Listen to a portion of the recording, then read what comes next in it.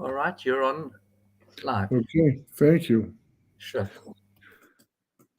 Okay, welcome back to another Thursday night shir given by Rabbi Pinchas Winston. It's me. Uh, I believe that Josh is out of the country. Yehudis is busy with something else very important. So I'm introducing myself. Tonight's shir is supposed to be about are we as independent as a nation, as a country, as we'd like to believe that we are. We just finished Yom Ha'atzmaut, which literally means the day of independence, because that's the day officially that we declared our independence. But you have to understand the whole history behind it.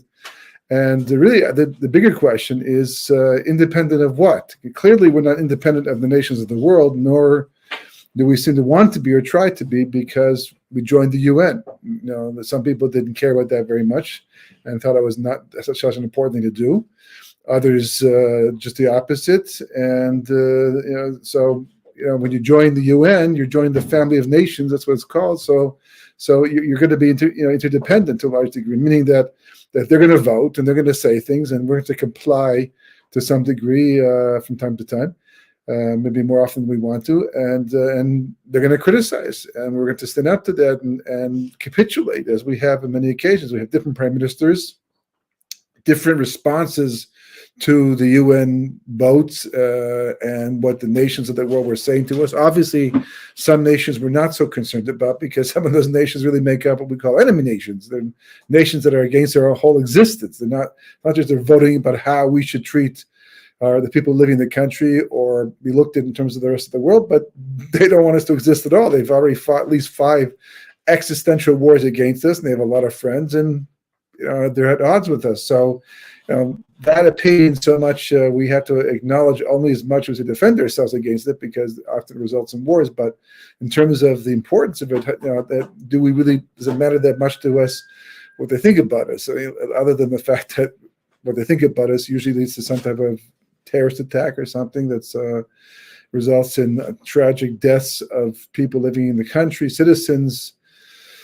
Even though we tend to target the terrorists themselves, we don't really target Arab citizens ever, for that matter. But they just feel free to do exactly the opposite and come after our citizens, people going shopping and things like that. So that's an issue that we have to deal with. But mostly we're concerned about what European nations think about us, and America, of course, what it thinks about us, and Canada, England, things like that, because these are trading partners. These are countries that we not just only do business with, but a lot of Jews live in those countries too. So it's been kind of a dependency, in as much as the Prime Minister of Israel for the longest time, or the Knesset, the government, Jews living in Israel, have had to be concerned about how the decisions we make here, how they impact and affect the Jews living in the diaspora, because obviously they're directly affected by those decisions, and both not just physically but also in terms of emotionally as well.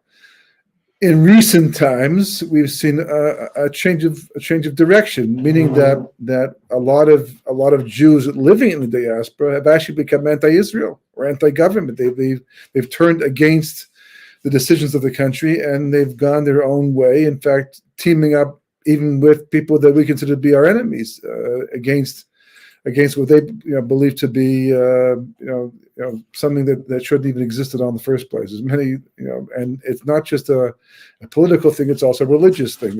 It crosses, this spans the whole spectrum, meaning that you have Orthodox Jews who feel this way, and you have secular Jews that feel this way, and you have people in the middle that feel that way. It's a very confusing thing, going back even further than the formation of the state, but there's certain key points to point out, understand why it is that way, because if you don't understand why it's that way, it gets very disappointing, very heartbreaking. We, for the longest time, I even remember in my lifespan, 1948, I don't remember that part because that was before I was born, but thinking this in the 60s and 70s, 80s maybe, certainly after in the 90s, around that time, when before the whole Intifada had such a phenomenal impact on the rest of Klal Yisrael, in as much as splitting them away, caused them to split away the Jewish people. Some of that was just due to the fact it was ongoing and it wouldn't stop and it wouldn't go away. And there's psychological effects. Even I once saw a study on happiness study about what makes people happy, what makes them miserable. And I remember some of the questions that came up about, would you prefer to have a trick knee that comes and goes, or to break your leg once and it be finished? Obviously, a person breaks their leg, it hurts a lot more. That might require an operation, and wear a cast for months, and it could take years before you fully recover. People chose that instead than a trick knee, because even though the trick knee might not be as painful, but it's ongoing. Same thing, we have neighbors with squeaky doors. Our door squeaks as well. It actually annoys me as well. That it goes squeak nonstop, and it goes back and forth, it can be more annoying than a big boom, right? That's a one-time thing. So the same thing, that as long as the Intifada had just begun and it looked like it might, like most of these things, they build up and it becomes something, then it starts to fade away after, so people can put up with it. But when it started lasting years, and there's a second Intifada and a third Intifada, and then the governments began to turn against Israel. A large part, if you go back to that period of time, I remember, most people don't remember, but a large part was just due to the fact that it was ongoing.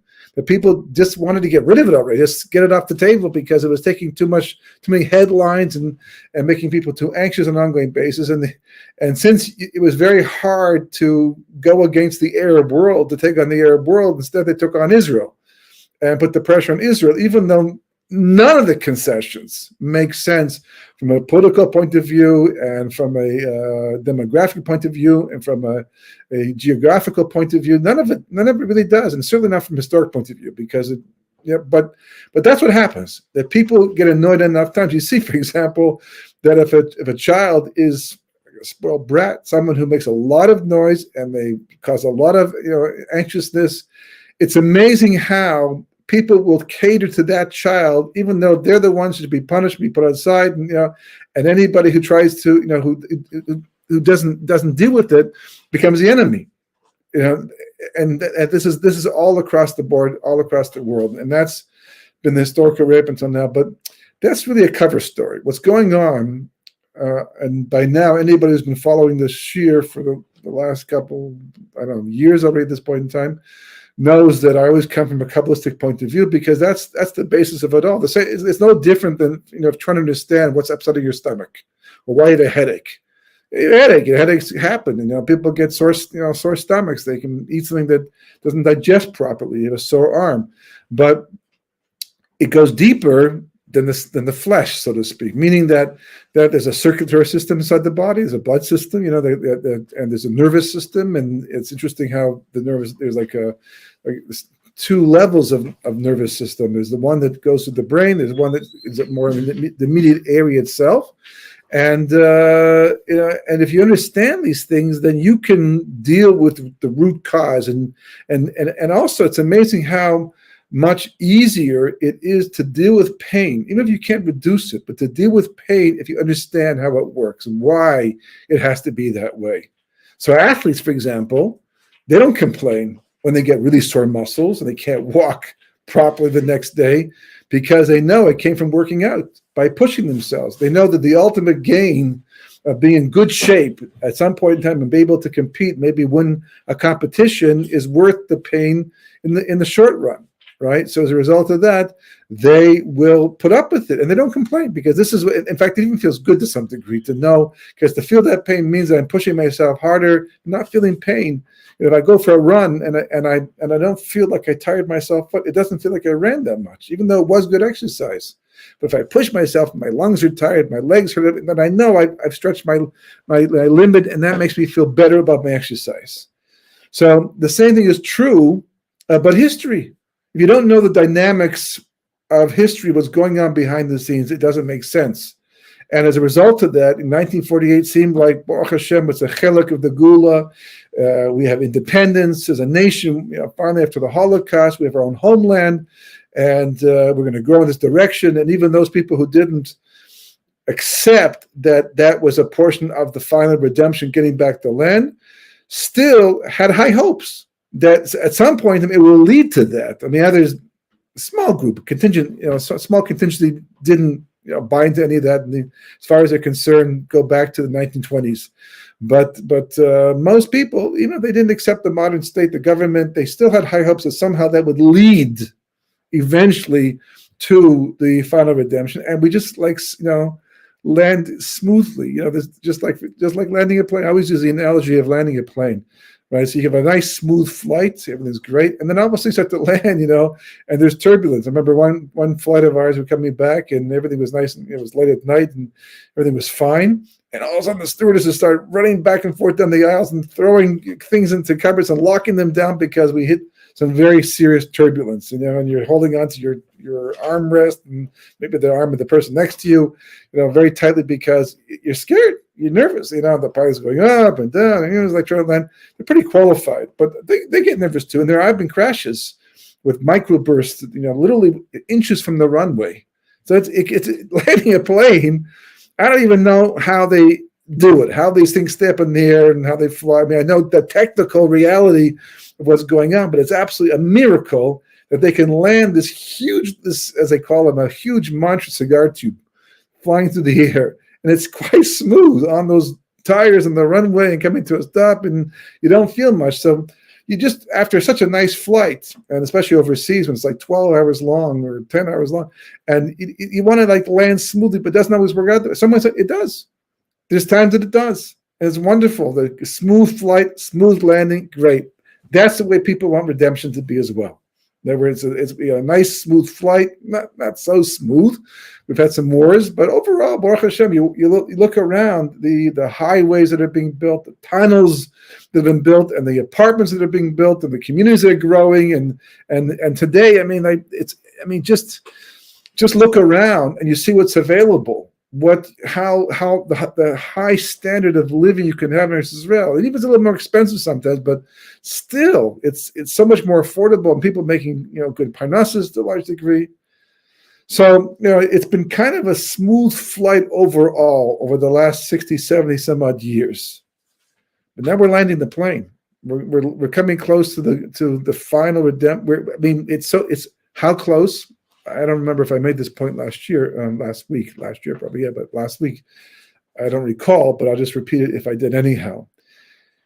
The Ramchal and the Vilna Gaon. The Ramchal was Rav Moshe Chaim Luzzatto, a big Kabbalist at the end of the 18th century, and the Gra, who was he was 1740. He was he was the beginning of the 18th century. The Gra was towards the end of the 18th century. They kind of overlapped a little bit, but not that much.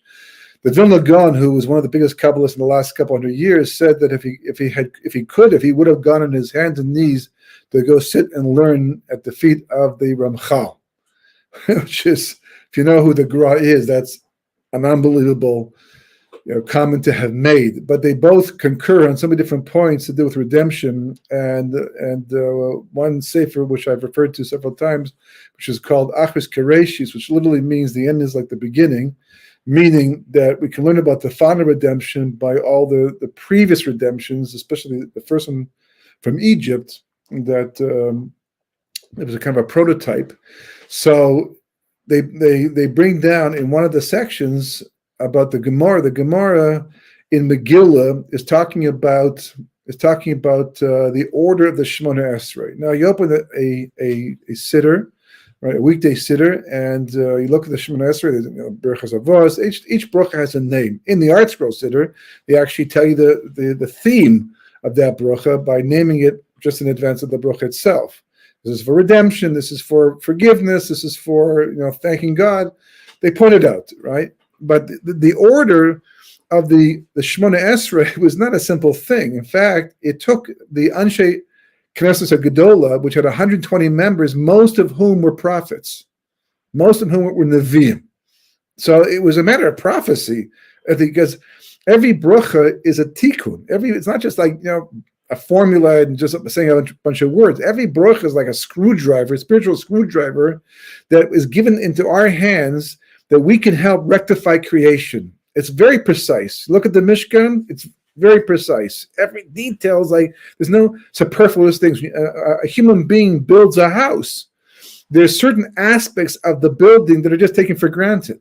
You build the wall, there's a top, there's a, but when God builds something, every last detail, every molecule, every cell is basically designed to function in a specific way to accomplish the idea of tikkun olam, tikkun of the world, tikkun of the person. So the Shemona Esrei is along those lines. So when they ordered the Shemona Esrei, they were actually providing an outline, a process that a person can go through to achieve both personal redemption and, of course, national redemption.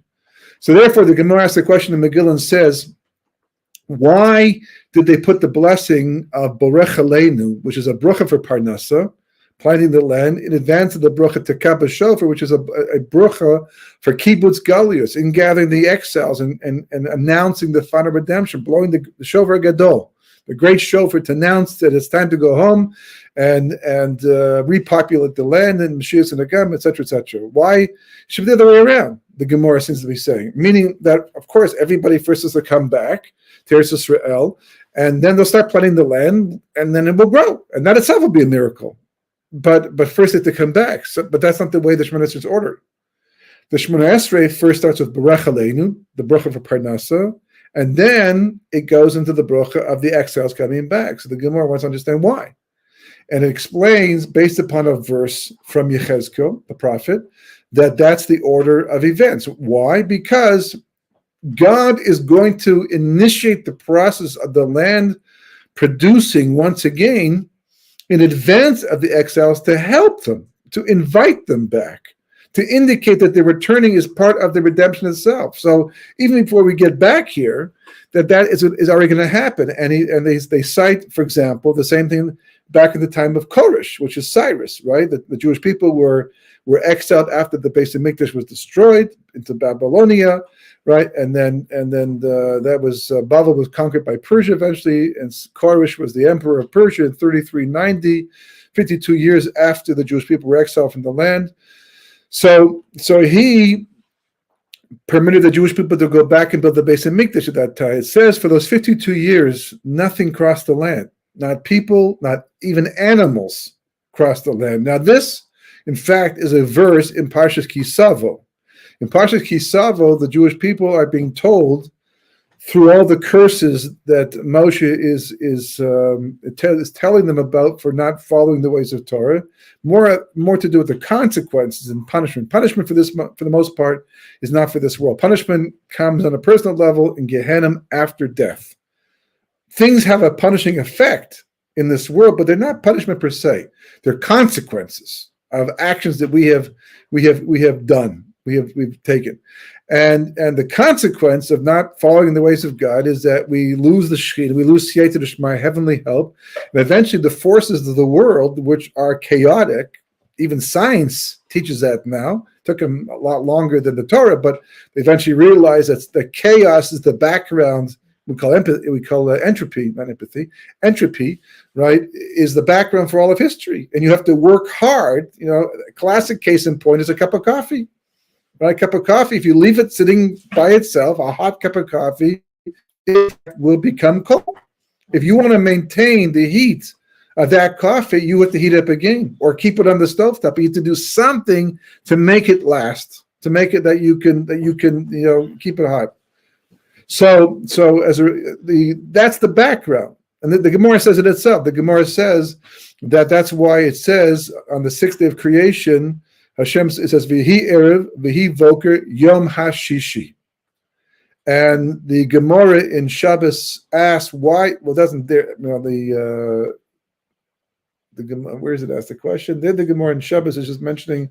It's actually doesn't ask the question, implies the question, because the Gemara asks the question: why is it that Shishi has a hey?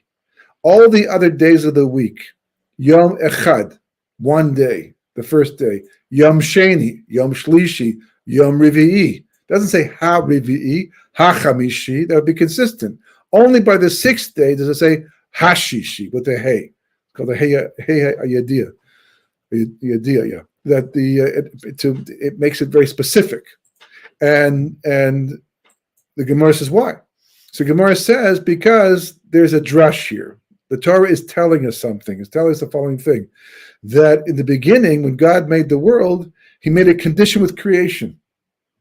And he said to creation, I have reduced the null and void, the chaos of creation, that people can exist and have free will and live and do mitzvahs and rectify the world. But if the Jewish people on the sixth day, that's the sixth now, it's referring to the sixth day of Sivan, 2,440 years later at Mount Sinai, right? And the Hay is the Chemisha Chumshei Torah, the 5 books of Moshe.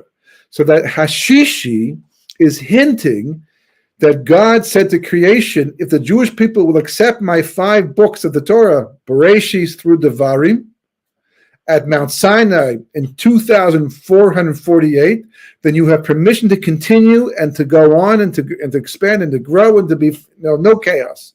But if the Jewish people do not, then you're commanded to go back to null and void. So it's not all or nothing clearly, but it goes back and forth. World War I, World War II, all the wars, all of history, the War of Gog and Magog, all of these things, all the coronavirus, all that goes bad in creation, all that goes wrong, all the damages, all the kills, all that hurts. All of that is a function of the tohu of the first day of creation that comes back because the Jewish people aren't keeping Torah the way it's supposed to. So the curses are just really saying this is the chaos that's going to return naturally. I don't have to do anything. I don't have to press any buttons. I don't have to send any angels down. I might, but I don't have to because it's built into my separations, into creation itself. So if the Jewish people don't positively keep the world in check, keep it in order, and as I've mentioned before in the past, that's why we make a Seder. Why do we make a Seder on Pesach? Seder. Why is it called Seder? Every day is Suda. Suda's Shabbos. Suda's Yantif. Suda's Rosh Hashanah. Right? No Suda's Yom Kippur, except Erev Yom Kippur. Right? But why is it called Seder? Well, because it's got an order. That's the reason why, because it has an order. Everything's got an order. Everything in halacha has an order. There's precedent all over the place. So why is it called Seder? Because that's God's way of telling us through the rabbis that the reason I took you out of Egypt, I turned the world upside down, and I did all these miracles, was that you should maintain the Seder of the world, the order of the world. That's your job. And if you don't do it, no one else is going to do it. That's for sure. They don't know how. The Torah is the instructions to do that. And if you don't follow them and you don't do it, it's not going to happen. So therefore, the chaos is going to return. And who is the number one recipient of all that chaos normally? The Jewish people. And there's a lot of shkacha pratis involved in all that. There's a backstory to all of that. That's the basic idea. So therefore, in Parshas Kisavo, Rashi points out on one of the clauses, one of the curses that God says that you're going to be exiled from the land, and the land is going to remain fallow, empty the entire time that you're gone. So Rashi says that's kind of like, that's not a regular curse. The curse is to be exiled, yes, but why must the land remain fallow if we're not there anyhow? We can't to enjoy it. Let it blossom. The ultimate insult would be that the land produces fruit and all this bounty while we're not there for everybody else.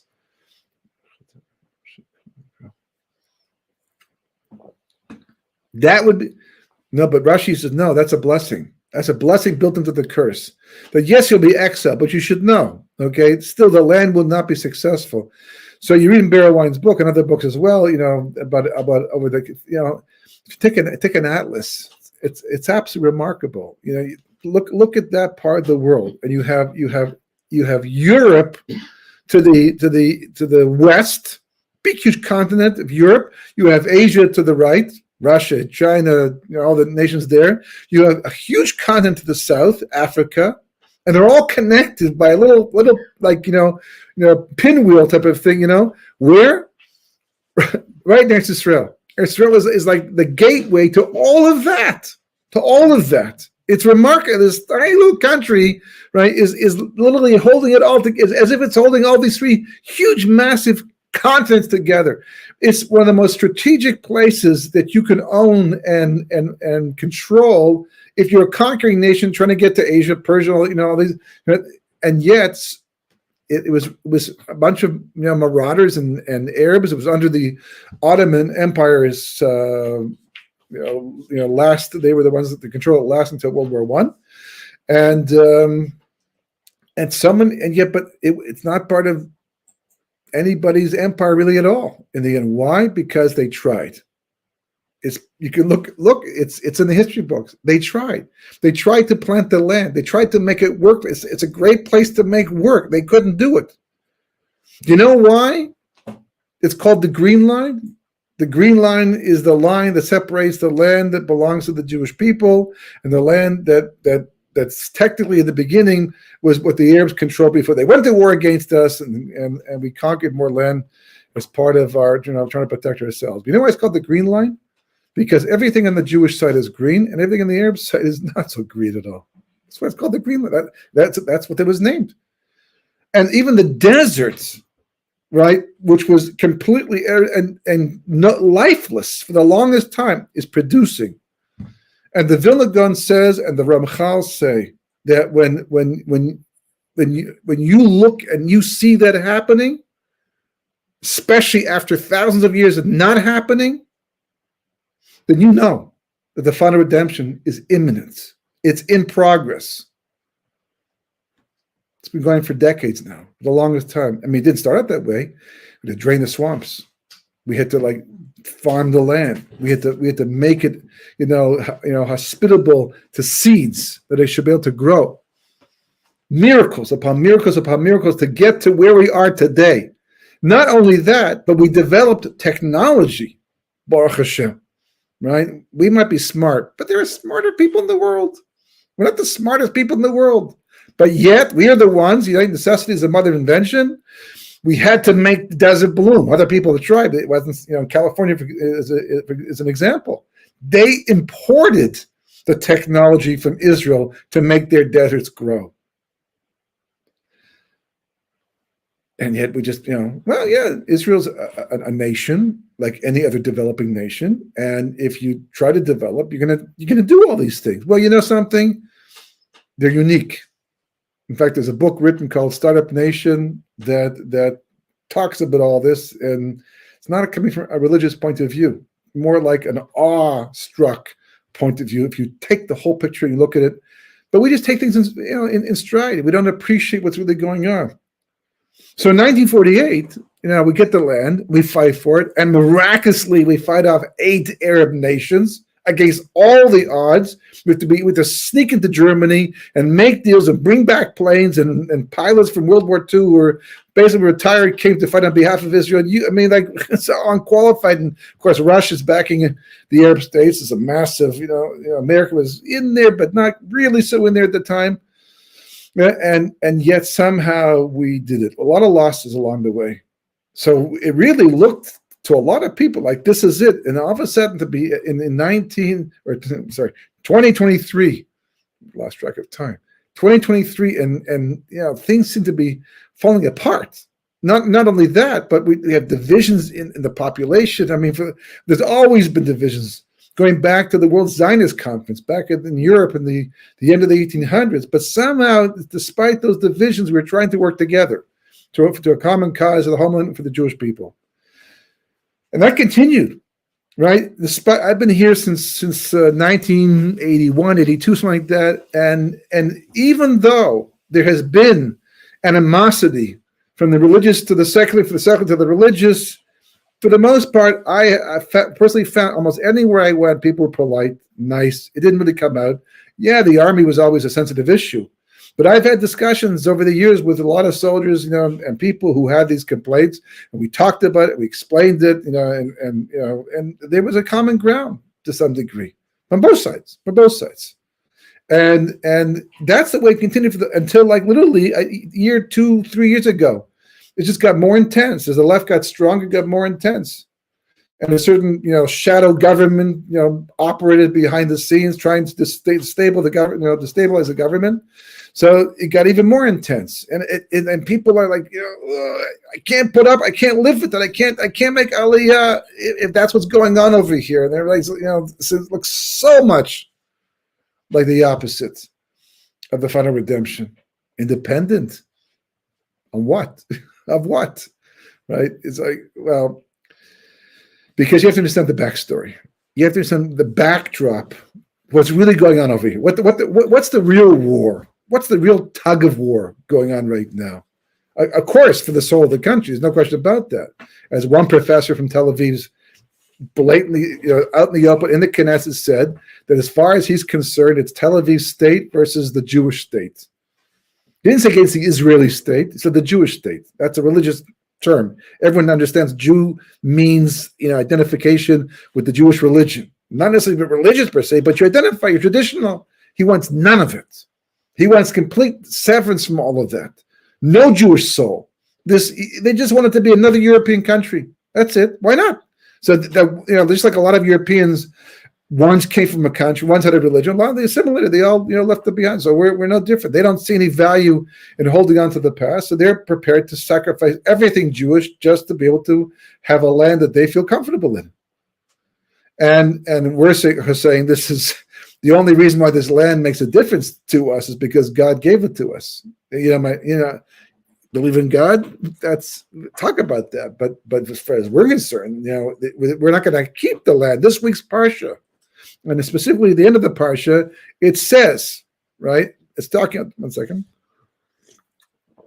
It says at the end of Parshas Kedoshim that Rashi asked the question, why does it mention the laws of kashrus together with the land of Israel and how it can spit people out if we don't live in the land? Don't obey the law, the Torah rules of the land.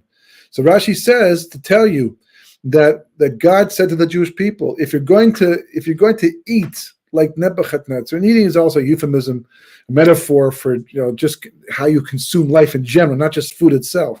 But if you're going to live like Nebuchadnezzar and his Chevarav and his colleagues, right? Which is what they're talking about doing, right? Modern day, there's no Nebuchadnezzar per se today, but modern day leaders. Then you will have to deal with them. You'll have to deal with those leaders, and I'll bring them in, and they'll exile you from the land. But if you, in fact, live the way you're supposed to, and you keep those rules to the best of your ability, you have to understand until Russia collapsed and Russians, came into the country, you could not import tray food. You couldn't import it until around 1986, 1987. There was no tray food that was imported into the country. When Russians came in, many of whom were not necessarily Jewish, the government decided in some places they'll allow it to be imported. The next year, the Intifada broke out of nowhere, completely by surprise, just like that. It was coming for a long time. Yeah, maybe, but HaKadosh Baruch Hu held it back. He held it in check miraculously. Now, one after the other events, it just got worse and worse and worse and worse and worse. But that's okay. It's not okay like you have to sit down and just say, oh, look, how wonderful. We're all fighting. Great. Another existential war. No, we're not talking okay like that. We're talking it's okay in as much as it's not taking steps backwards. It's part of the process. It's an unfortunate part of the process. It doesn't have to be part of the process, but seemingly in the end, that's what it is. In fact, the Vilna Gaon points out, again at the Ramchal, the same thing. They're both saying the same thing almost the whole way through. And they talk about two levels of redemption. One's called Pekida, and one is called Zechira. You may recall that I spoke about this before in the past, but in this context, it's worth repeating again. Two levels of redemption. The Pekida means both words mean to remember. They're both remembrances of Hashem, of the Jewish people. But in this particular, this discussion, they mean two different levels of redemption. Pekida is an initial burst of redemption, an aspect of redemption that occurs, but it's not final. It's like almost like a light goes on, then goes off. But the fact that the light went on means something. The fact that it went off is not as meaningful as the fact that it went on. Of course, we'd love the light to go on and stay on. Redemption comes. It would have been a wonderful thing if all of a sudden, 1948, everybody woke up and said, look at that. God gave us back the land. Let's all go to Eretz Israel. And when that starts to happen and people start moving there, they start to, think to themselves, well, we might as well live by the Torah, because after all, if we believe in God and God gave us a land, we want to keep it. This is all part of the redemption. And people start doing tshuva, like at least the majority of the Jewish people. And all of a sudden God says, look, they all have to tshuva. That's all. Let's make the final redemption. Mashiach comes and clears the whole thing up, and the whole world sees it's true. And the Jewish people finally get the respect that they are supposed to get as being Mamlech Kohanim, a nation of priests. That's nice. That makes a good book, but it wasn't reality. Even though it's always a possibility, the Gemara speaks about it. 2 possibilities: achishena and be'ita. And the Gemara says achishena means that it comes to mercy. Because the Jewish people have done tshuva. So God says, I like what you're doing. I'm going to help you out. And then Mashiach comes, no wars. Everyone goes, oh, look, the Jewish people, they really are God's people. And look, Mashiach's come to save the world. Let's all follow after him. And Bita means the last possible moment. The opposite scenario, where basically the Jewish people, they don't do the tshuva, and history simply runs out of time. Because Mashiach has to come by a certain time. It will not go on for thousands of years more. It's just not in the cards. It's just not the plan. Never really was from the beginning. And then when that happened, so, you saw it in Egypt, right? In Egypt, it came time for redemption, even though it was technically 190 years early, but that's a different shiur. And we weren't ready. So what did God do? He increased the slavery. He made it worse for the Jewish people. But the making of the worse was the making of the better. That's what God says to Moshe. Moshe says, since they went down, it just got worse. God said, it got worse, got better. How did it get better? I just see people suffering more and complaining more and arguing more and hating me more, and I feel terrible. God says, because this will speed it up. All this shiurim, all this difficulty, this will speed it up. Because what you're really running from over here? Watch a rocket leave the Earth's atmosphere. It's like you see, it's fighting. It's fighting. It's got all this thrust coming from these massive rocket engines. I love seeing all this fire and smoke comes up from the sides, and it's just gradually, you imagine, you take, like, the kids have these pumps, these water pumps for these water rockets. As a kid growing up, you pump them, and finally it just takes off like that. So you figure that's what the rocket's going to do, is all this weight, weighs billions of tons, and getting it off the face of the earth, and it's like fighting it's fighting. What's it fighting against? Gravity. Gravity is pulling back, and it's trying to break the gravity, and it's taking all this thrust and force to break it, but gravity is pulling until finally it becomes independent of gravity. It gets into the upper atmosphere where gravity no longer is very weak now. Then eventually it just stops being gravity altogether, and then you can just float around in the spaceship. And then you don't even need the thrust anymore. You don't even need engines. You can do one little burst of, to get yourself going, take you right to the moon, because there's nothing holding you back. And that's the Geula. That's the Geula. You could see it in Kabbalistic terms. That's what's going on, right? The Geula basically is trying to take off. There's something pulling it back, something holding on to it for dear life. Now, gravity is just a physical reality, and I'm not actually sure what the final decision of what it actually is, but how it functions, the apple falling off the tree, that's still the reality. We're walking on the face of the earth because gravity is holding us down. On the moon, it's not so simple. So what's holding us back? What are we fighting against? What are we trying to rip ourselves free of to finally be really independent in the full sense of the term? Everything we have accomplished until now is an accomplishment. Everything that we've succeeded at is a success. And even the failures we're going to see later on were part of the success story too. All of them. All the disasters, all the deaths, all the suffering, it's all part of the success too. How could something so negative be so positive? Okay, good question. Not one for this discussion right now. It's deeper, right? But the basic idea. So what are we fighting against? The technical term, the Kabbalistic term for it is called the klipos, right? also term we've mentioned before several times. Just a very brief explanation what the klippas are, but they're the gravity. That's what's pulling back. That's what's holding on to the redemption, trying to stop it from happening. Why? Well, by gravity, it's just a question of physical forces. And that's the way the world was made. By the klippas, it's different. By the klippas, they were created to be the basis of evil in creation. God made them. God controls them. They're here. The word klip itself means peel. A klip is a peel. A klip on an egg is an eggshell.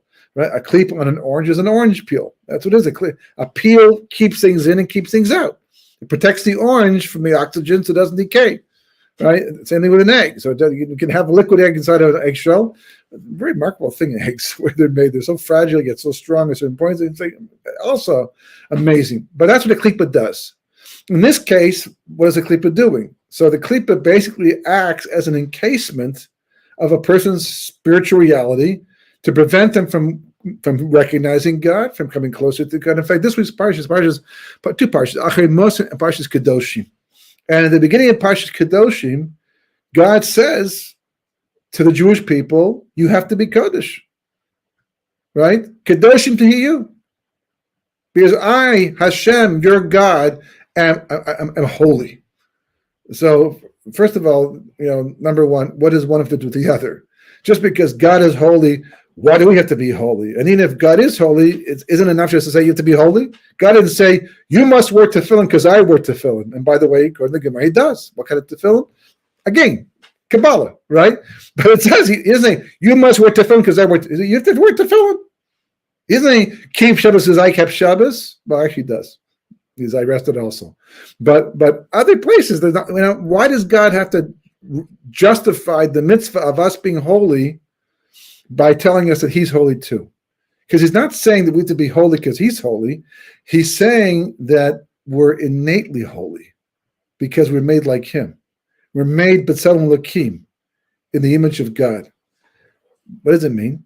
It means that the mitzvah to be holy is the mitzvah to pull back the veil and recognize the inherent holiness of ourselves and the world around us. It just comes out automatically, just like the love of God and all those other mitzvahs too. The klippas don't want that. They block us from that. Because you see what happens? A person becomes chozer b'tshuva, becomes a bal tshuva. He's not through with his Yetzer Hara. On the contrary, his Yetzer Hara might get even stronger. But it's not getting stronger. It's not getting stronger. Let's get stronger. What happens is that until he became religious, he did whatever the Yetzer Hara told him to do. It was his boss. It's the balabayas inside his head, inside of his heart. If he felt like doing something, look at society today. All over, people just do what they want, the way they feel. Because they're listening to the Yetzer Hara. If you don't believe in the Yetzer Hara or that you have one, then you just think it's you talking to yourself. So I feel like doing this thing, so people do it. But when you become religious, you start taking on the mitzvahs, so then another voice seems to emerge. It's not that the Yetzer Hara got stronger, the Yetzer Tov gets stronger. That's what gets, not the Yetzer Hara. It was doing its thing the whole time. It had no resistance because the Yetzer Hara was stifled. The soul was stifled. So now what happens, you start to learn Torah, you awaken your good inclination, and now there's someone to argue back. It's like in a relationship, right? In a relationship where one person's yelling the entire time at the other person, then there's just abuse, and there's no fighting back, and the arguments might even not last that long. But the moment the other person stands up for themselves and starts to argue back, it's not that the other person gets stronger. It's just because now there's resistance, so now the fight goes on and goes longer. Same thing. As a person becomes holier, by definition, they start to get resistance from the Yetzer Hara. We didn't do that last year. We didn't do that last week. Boy, this is stifling. This is and the Yetzer Hara, the klippas recognize that their end is nigh. Because the holier this person gets, the less room we have to impact their life. It fights back. And that's what you're witnessing right now. That's what's happening. In 1948, after the Holocaust, built upon the ashes of the Holocaust, God did the most remarkable thing. He gave us back our land after thousands of years. He gave us the wherewithal, the koyach, to drain the swamps and to take a land that was barren and for basically impossible to live on. And he gave us, even earlier, going back to the time of the Gra students, really going back that far as well. And he gave us the ability to somehow survive it. It would be nice if he would simply send a whole crew of people in and do it for us, and sit back and enjoy lemonade and the sun and all that while other people struggle. It's not the way it works, for a very specific reason, for our own good. The fum sarag, according to the efforts, is the reward. We're not going to get rewarded for building the Geula if someone else does it for us. And then he continues to do that miracle, despite the time of Koresh, the second base of Mikdash. They began building the second base of Mikdash. They put a brick in one hand and a sword in the other hand, because they were fighting enemies at the same time. They're building the base of Mikdash. They're doing God's work. Why would God do that to them? Because it's also part of the development process too. And this goes on and goes on, and miracle to miracle. And of course, 6-Day War was a climactic event in history, turning point. And it looks like it's going downhill. Not going downhill. It's just the next stage of the process. Same thing. Moshe goes down to Mitzrayim, performs some fantastic miracles. Everyone gets excited, and they think that's it. And then after that, Paro says, I'm not impressed. And he makes the slavery worse. Step backwards? No, God says a step forwards. Moshe's calling it a step backwards. Goes, no, it's step forward. He even says to Moshe, I understand it's hard for you to deal with. He doesn't say that. He says, I didn't show this to the forefathers, your ancestors, and they didn't complain. And you're watching the redemption take place before your very eyes, and you're complaining? Boy, they don't make them like they used to. So the Gemara says. We're fighting for independence, but not from the Arabs, not from the UN, not from the left, not from the right, not from the middle of the road, not from America, not from Canada. That's not the independence we're fighting for. We're fighting for independence from the Klippas, for that negative force within creation that's anti-redemption. Everybody else just works for them or is an extension of them.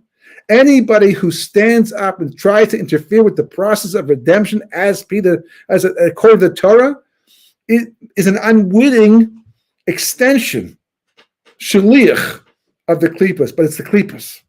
It's this negative force within creation. And we are taking off, and we've been taking off for the longest time, and we're fighting for that final redemption, and it's dragging us back because that's what they do. But you have to hang on. God says to Eov in chapter 38, which verse, but after Eov complains to Hashem about his suffering and why it doesn't make sense to him, God says, where were you when I founded the earth? Do you understand the principles of creation? Do you understand how big and massive the master plan is and just one little slice of it? Who are you to question how I run this world? When you can see things the way I see things, then you can. In the meantime, trust the process. Trust the process. And then he says a remarkable thing. Has anybody ever been able to pick up the earth and shake it like a dirty garment? Rashi says, he explains, what does it mean? He says at the end of days, before Mashiach comes, God will pick up the world, so to speak, and shake it out to clean it for the final redemption. Only the strongest will be able to hang on. So the commentators explain that this means that a major component of the final stage of the redemption are tests of faith. And the only way you can hang on is by being strong in emunah. That's the strength. We're not that physical strength. Not the physically strong people will fall off. Spiritually strong, right? Spiritual strength. So yeah, we're not fully independent yet. Not politically, not geographically, right? But most importantly, not spiritually. But we're on the way. We're fighting. At some point in time, soon, God willing, we'll break away. How do we know? Because the land is blossom, it's blooming. Because all the signs, and so many of them, going back to the 1980s and 90s and the 40s and the 30s, just you have to know what they are. I mean, I was actually going to read about President Truman and his role in the entire process, but we're out of time right now. If you want to see the full story, there's a book called Drowning Pshat. I know about it because I read the book myself.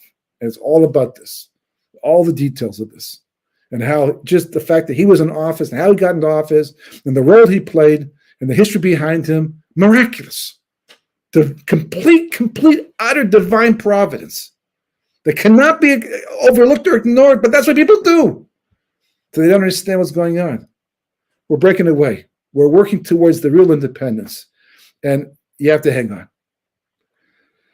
Have a wonderful Shabbos, B'ezras Hashem, and B'soros Tavos. We should be zeichet to see all that come to fruition in our lifetime without any more suffering. God willing.